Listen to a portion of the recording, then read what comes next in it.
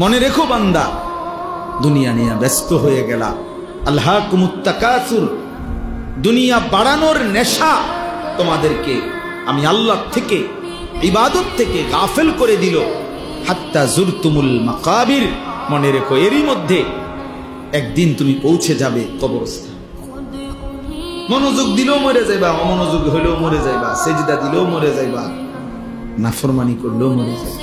ইব্রাহিম নবীরও মৃত্যু হয়েছে, নমরুদেরও মৃত্যু হয়েছে, মুসা নবীও ইন্তেকাল করছে, ফেরাউনও কি করছে।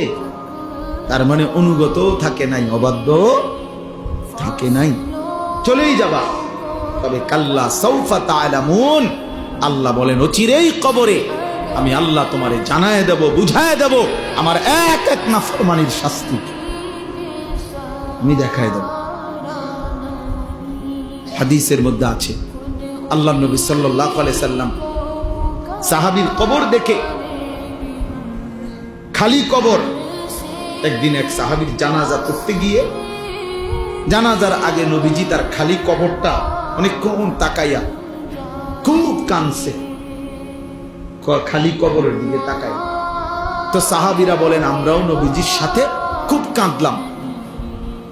এরপরে কান্দা শেষে নবীজি চোখ মুছে বললেন, লিমিসলি হাযা ফাআইদু, আমার সাহাবীরা এমন কবরের জন্য তোমরাও প্রস্তুতি নাও, তোমরাও প্রস্তুতি নাও। আইদু, রেডি হও সাহাবারা, এই নিশ্চিত এই কবর কাছে তোমাদের পৌঁছানো।